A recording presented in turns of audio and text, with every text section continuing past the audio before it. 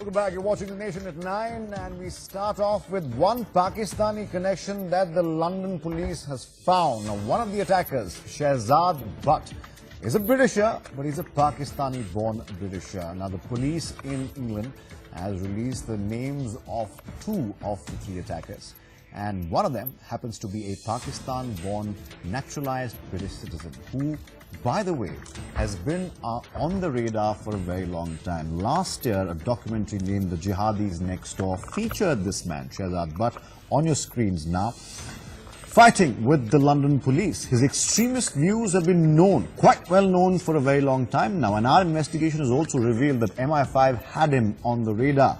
But the eyes on him fell after the London police and MI5 decided that he was no threat. The question, of course, then is, did the English intelligence agencies, or the British intelligence agencies, drop the ball on this one at all? And whether or not the recurring Pakistan connection to the world in these attacks, suicide or otherwise, is just too obvious to ignore now. More on that in just a bit. First, take a look at the story we filed. I'll come back with big questions and our panel. Take a look at this.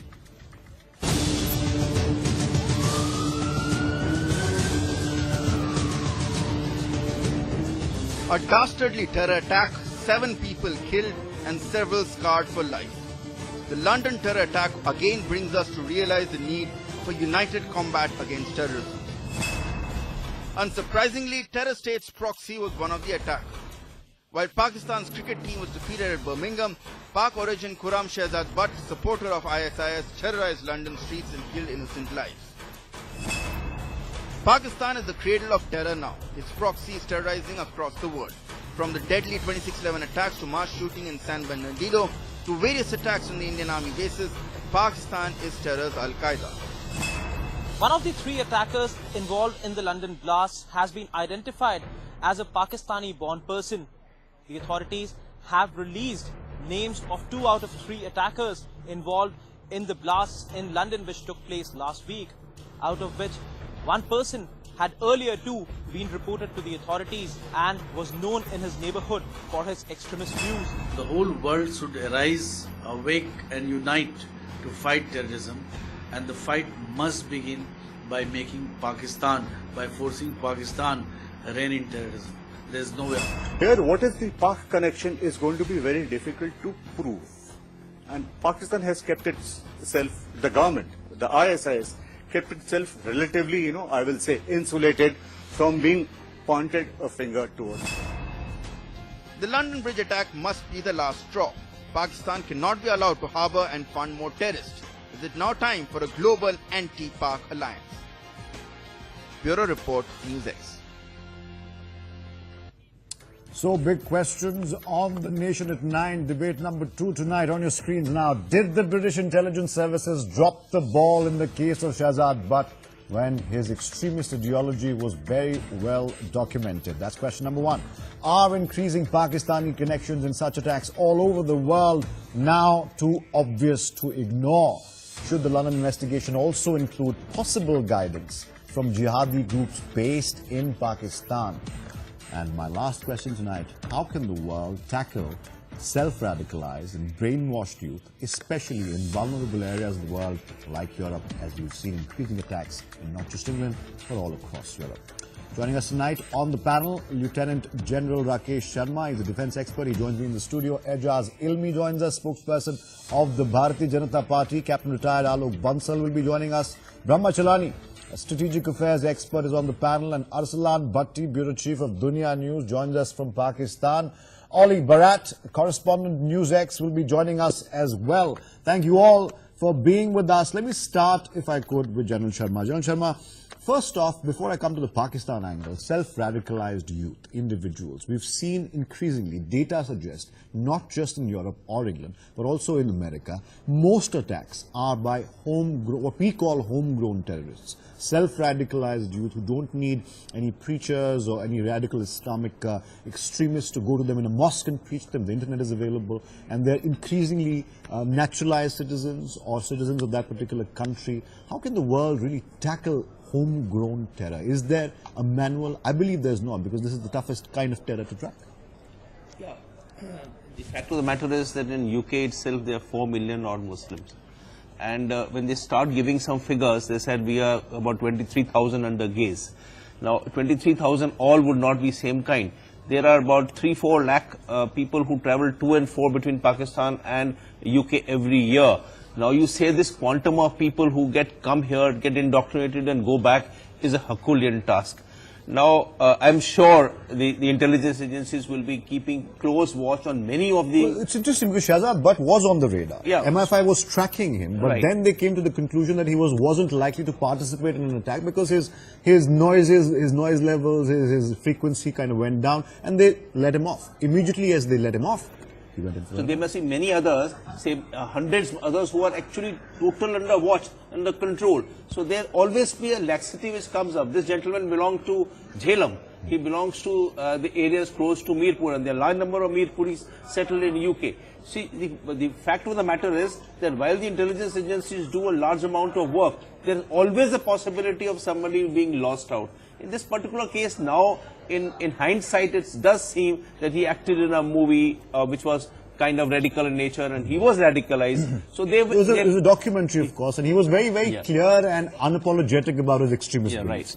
And to full disclosure, I think I've seen that particular documentary a long time ago. It was aired in 2016, and I also believe that there is a group, Al Muhajirin, that they call. He belonged to that particular group. Now I want to go across to Brahma, Chellaney as well before I go to Aijaz, Ilmi, and our friend Arsalan, Bhatti. Brahma, Chellaney, self-radicalized youth, problem all over the world, but time and again a Pakistani connection, no matter how subtle or non-subtle it might be. If you look at San Bernardino, you look at other attacks all over Europe, this particular attack as well. Now, he might be a British citizen, he might have been a naturalized citizen, but there is that faint Pakistani connect here and there.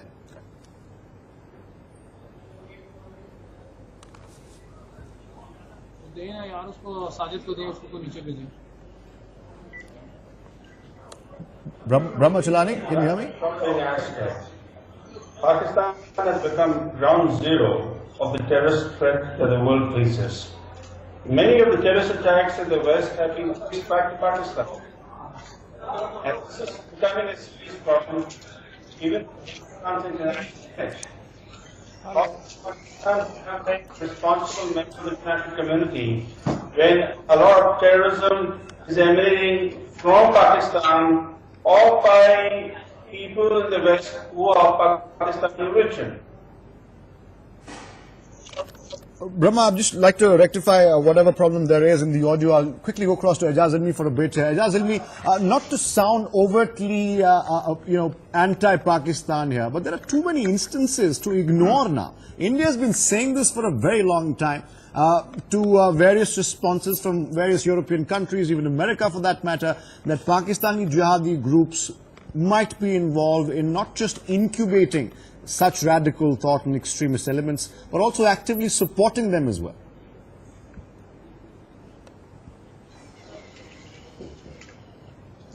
You know, actually, in fact, the entire International Committee of Nations need to take note that every strand and every sliver of this wanton political Islamic jihadism emanates some way or the other or has a link with Pakistan or Pakistan origin. Secondly, it's very clear you have this travel ban that Trump wanted to impose. I wonder why Pakistan has been left out. And the reason was obviously, despite the threat, they quickly put Hafiz Saeed and Makki under house arrest, and now they're saying they'll yank the plug on 5,000 terror accounts. If Saudi Arabia can cut ties with Qatar for supporting Al-Qaeda, Taliban and ISIS. Well, allegedly, of we don't know if Qatar has accepted those charges yet. Let's be careful. And hidden by Pakistan for 9 years in the country. Allegedly, Qatar denies it. Qatar denies it. Let's not jump to conclusions there. No, let's understand. Saudi Arabia calling out Qatar is, I think, the pot calling the kettle black. Let's call a spade a spade. Well, then we should call out Saudi Arabia also. It's like calling the pot calling the kettle black. Being supported. Let's pull the plug. Let's pull the plug. When the UAE is also saying so, Egypt is also saying so, Barrett is also saying so, there has to be some truth. And there are stories that whether it's ISIS, Al-Qaeda or Taliban, and this political jihadism, the fueling and the funding has been coming from Qatar for a long, long time. Okay. So why can't the same apply to a state like Pakistan, where it's very, very evident that the fountainhead, the cradle is Pakistan, and some linkage has to be found by all this political jihadism emanates largely from Pakistan. It's a standard fare. Unless USA also puts, they have to clamp down. And China must be able to understand that you can't keep on glossing over what Pakistan is doing. All right. Before I get a response from Arsalan Bhatti, Aijaz, I take your point. Let's be straight. Let's be clear.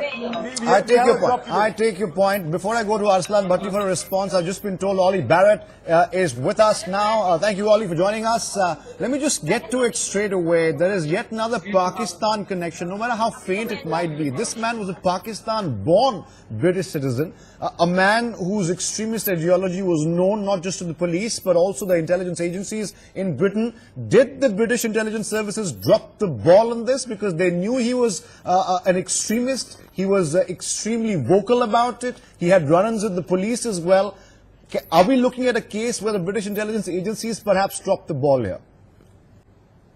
Certainly authorities are being asked some very tough questions here. Now, the police would tell you that while they were looking into him, there was no actual evidence that he was doing anything illegal, and as such they downgraded their inquiry. You can hold extremist views without actually carrying out any illegal acts, of course, but critics are saying of the police and MI5, the security agency here, look, this man wasn't just flagged up to you on several occasions. He appeared in a television documentary espousing some of his extremist views, appearing to go on tape with his support of the Islamic State group. So there appear to have been plenty of chances for authorities to be on top of this man and perhaps to have therefore stopped the plot that unfolded on Saturday on London Bridge. Now, the other comeback that we're getting from police on all of this is that suggestion that their resources have been cut in recent years and that therefore they don't simply have the manpower to be on top of all the people in the UK that they know to hold potential extremist views. You can't follow all of these hundreds of people 24 hours a day. That is a huge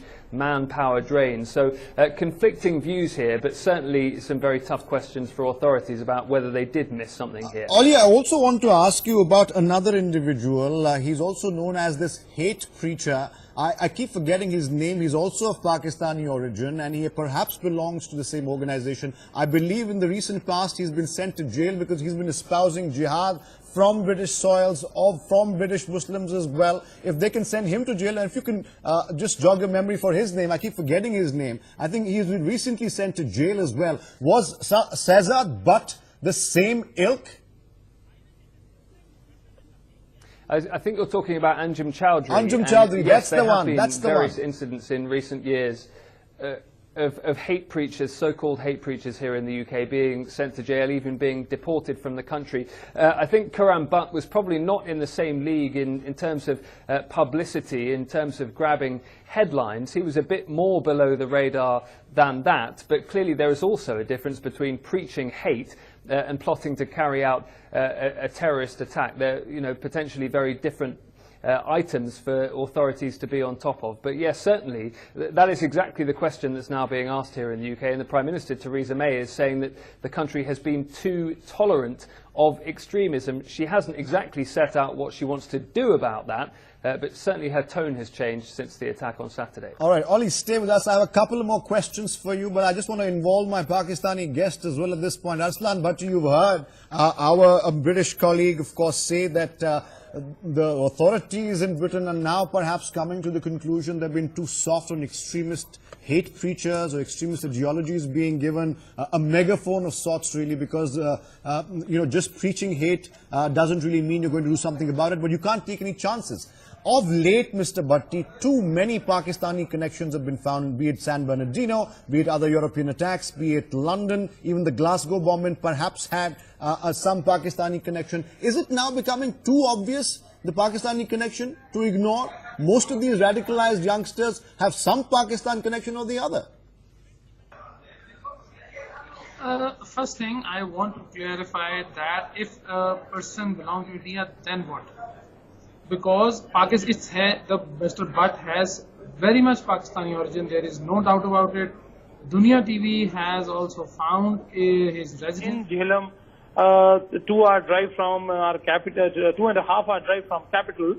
But that doesn't mean the whole Pakistan is exporting terrorism or whole Pakistan No, is I'm not saying the whole terrorism. Pakistan is. I'm saying, Mr. Okay. Bhatti, that there are jihadi groups in Pakistan that are somehow connected to these self-radicalized youth. They perhaps give them infrastructure, even hate training. They give them this warped idea of Islam, and then that leads them to commit such heinous crimes across the world. Islam doesn't teach, Islam doesn't taught a single word that to Sir, kill I know an that. innocent I'm saying person. this warped version of Islam that Hafiz Saeed preaches, That is not that Islam. Al-Qaeda preaches. That is not Islam. We are That talking is not about Islam. political jihadi Islamism. I am talking about Islamic jihad. You are just questioning me Islamic jihad. Yes. That is not Islam. Islam never tells any person to So kill the a entire person panel without- knows that. Islam doesn't preach violence. I know that. You know that. The panel knows that. But this radical let's not shy extremist away from form calling a of spade a Islam. spade. One second. These jihadi groups that perpetuate hate against anyone who does not subscribe to their warped, very warped brand of Islam. This morphed form of Islam. Don't you think those roots trace back to Pakistan and jihadi groups in Pakistan? And the government, your government, has refused to do something about it.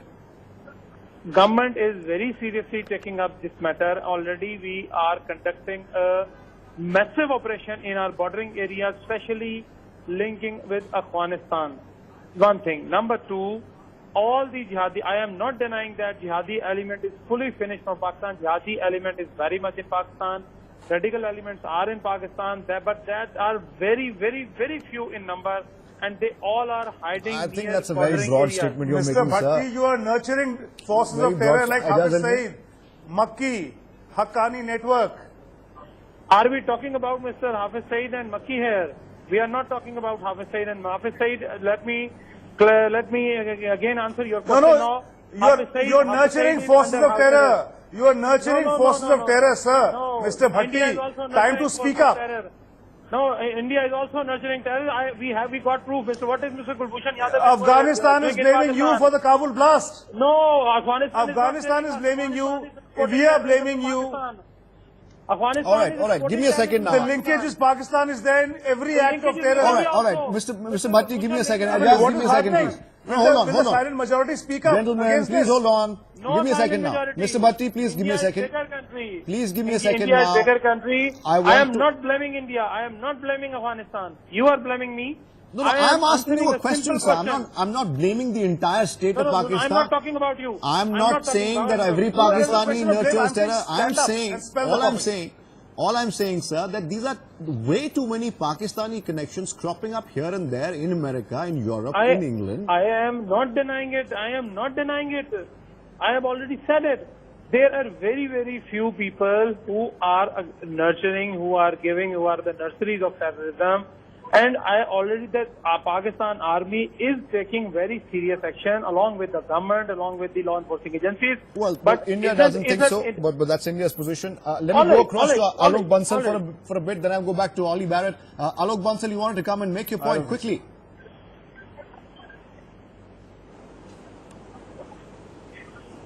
Yeah, I just wanted to tell you that we need to understand that fundamentalism is a prelude to extremism, and that must be appreciated. The contrast between UK and Singapore is to be seen. In Singapore, when somebody was preaching this sort of hatred, the government acted. Because if somebody says that killing of apostates is justified, then you can't be waiting for him to kill the people before you act against him. And the second factor which we need to understand is that in the case of Pakistan, radicalization is inevitable. A country that was created on the basis of Islam, you have to give primacy to the religion. And that's one of the reasons why we are seeing that Islam and this warped version of Islam has continued to predominate. And the country has not been able to do, the government has not been able to do anything by which you could downplay the role the religion plays in the society. The predominant role that religion is playing, I think, drives people onto the path of radicalization. And All right, to again, counter again, it, I'd like to you make a need to distinction come out here, with a Alok counter Bansal. narrative, because whether we like it or not, Again, I'd like to make a all distinction. those who are becoming radicalized, I'd like to make a distinction that the kind of Islam Yeah, that these people preach is not Islam. Yeah. I think most scholars of Islam have also denounced these people who preach extremist hate. I want to quickly go back to General Sharma here. no, before I go to most Olly Barrett. scholars may disagree, but there are adequate number of scholars who justify that also. Yes, Please understand. those are hate preachers like Whatever Anjan they're Chaudhary doing, that they you just have mentioned. a He's in theological jail narrative. right now. Okay, give me a However second. flawed it may be. Yes, give But, me a second. General Sharma, but I this agree. Pakistan connection. But they have a theological narrative, All right, and that all right. theological narrative has to be countered. Of course, we of need course. to counter that General theological Sharma, how narrative, does- and how that does- theological narrative can only be All countered right. theologically. Give me a second now. Alok Bansal, give me a second now. Are we, look, again, as I told Mr. Bhatti right now, I'm not saying that the entire state of Pakistan does this, but there are enough evidence. Should the London investigation also include any possible connections to Pakistan? Because after all, he's a Pakistan-born Muslim, as admitted by Mr. Bhatti, Pakistan-born Britain here. Should the investigation cover Pakistan as well? Because there might be something we will find here which might help us stop future attacks. And at this juncture, I don't think we can say this.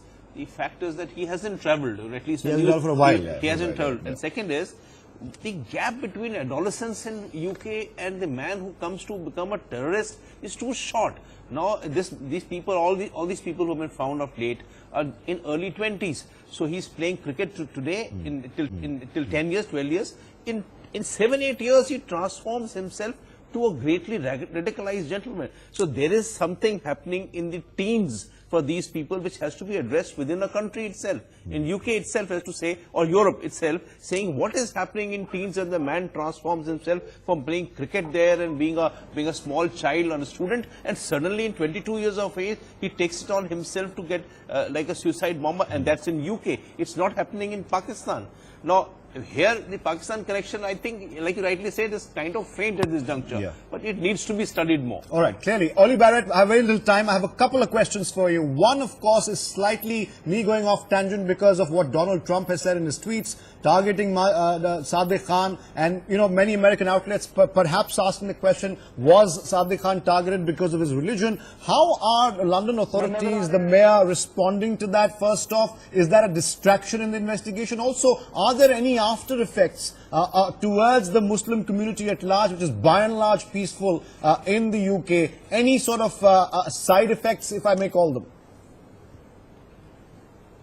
Well, let's deal with that first. I mean, sometimes when you see terrorist attacks here in the UK and elsewhere in Europe, you do see a spike in hate crimes. We haven't really had time to work out whether that has happened in this case, but I think we can say that actually London has remained united after this attack, and we've actually seen communities coming together to pledge that they will work together on issues like this, but also work together at making sure that the city doesn't become united and doesn't spiral into any kind of spike in hate crimes. But we'll keep an eye on that once we start getting the numbers from the police in the coming days. In terms of Sadiq Khan, I think it's fair to say that most Londoners have been uniting behind the idea that they're not best pleased with the American president using the immediate days after a terrorist attack to launch his own verbal attack via Twitter on the Muslim mayor of the British capital city. That has not gone down well and has led to a political row here in the UK, with Theresa May, the British Prime Minister, being criticised for not quickly enough, in many people's view,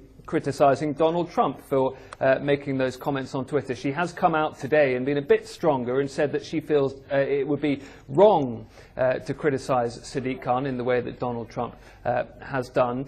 I think most people here in London feel that Sadiq Khan has reacted pretty well to the attack we saw on Saturday. One of the other things that he has been doing is speaking very strongly about how he believes he is a patriotic British Muslim, and that these attacks and attacks like these aren't carried out in his name. He is, of course, democratically elected as the Mayor of London, and according to the approval ratings, is a pretty popular Mayor of London as we speak. That is, of course, some good news coming out, and I also, of course, wanted to mention what the response was from Sadiq Khan when the tweet came out. He said, we have much more important things to do than respond to Donald Trump. And I think that resonated as well. Thank you, Olly Barrett, for joining us and giving us details of what's happening in London. Thank you, Aijaz Ilmi, Brahma, Chellaney. Thank you, General Sharma. Thank you, Arsalan, Bhatti and Alok Bansal. We are out of time here on The Nation at 9, but we won't let you